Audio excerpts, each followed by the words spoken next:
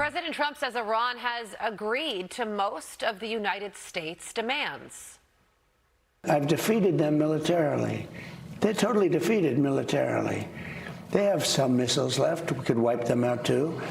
And I hit them 3 times last week very hard because they sent a drone into a ship. I hit them. And we're negotiating, and we'll see whether or not. I think they've agreed to just about everything we need.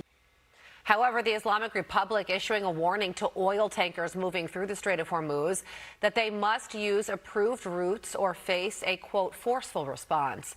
Fox News contributor and former CIA station chief Dan Hoffman joins me now. Dan, good morning to you. So these negotiations right now, of course, aren't just about Iran's nuclear program. They're also over the Strait of Hormuz. And yesterday, Iran doubled down on their demand to control the routes that ships take through the strait.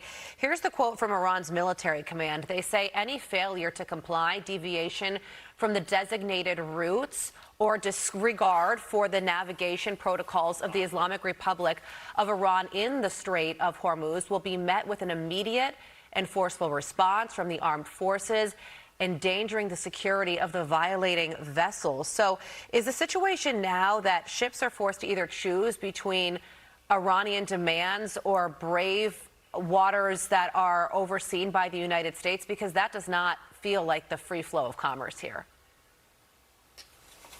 Yeah, it's not quite the free flow of commerce. Iran doesn't want to close the strait entirely because they need it open to export their oil. We've lifted the blockade, and so they are selling their oil at market prices, and that revenue is important to their regime, especially, obviously, the IRGC, which I believe will try to use that money to rearm and reconstitute their ballistic missiles and their drones. But at the same time, Iran wants to project power, and they want to enforce some control over their own self-designated sphere of influence. They want to make it clear to the Gulf states and the United States that they can control the Strait of Hormuz going forward, that they will have a role to play in how it's managed.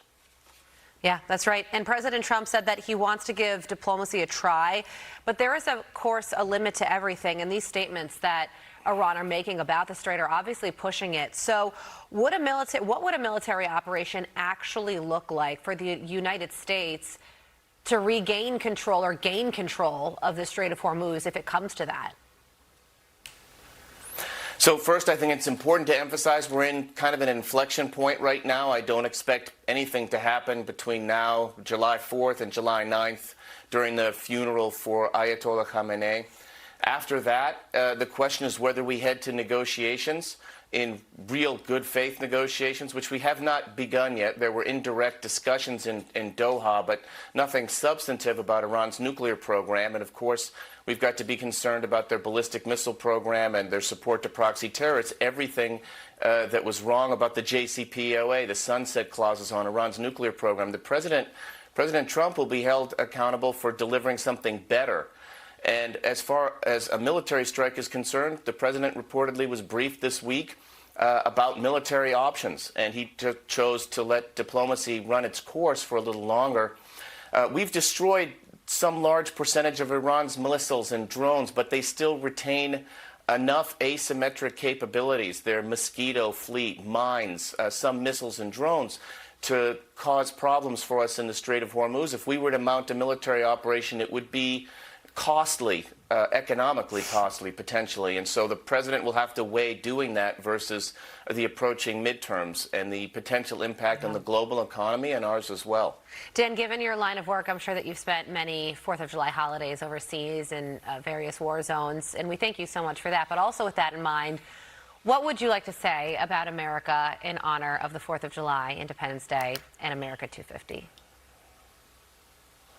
Well, I will, just drawing on my own experience, I can tell you from having served in war zones overseas, my colleagues and I in the intelligence community and U.S. military and State Department, if we couldn't be with our families at home, there was no place we'd rather be than out there on the front lines doing what we could to keep our country safe. And on July 4th, my sons and I will gather with our friends and family and shoot off some fireworks in the neighborhood. But we think about our brave, patriotic American servicemen and women overseas, many of them in harm's way, keeping us safe so that we can enjoy this holiday, which is extraordinarily special to us all. And it's a time to reflect on our extraordinary nation. A great message, a great reminder. Former CIA Station Chief Dan Hoffman, we thank you so much for joining us. Happy 4th of July.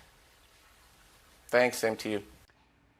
Be sure to like and subscribe for all the Fox News latest on YouTube and catch full shows streaming now on Fox One.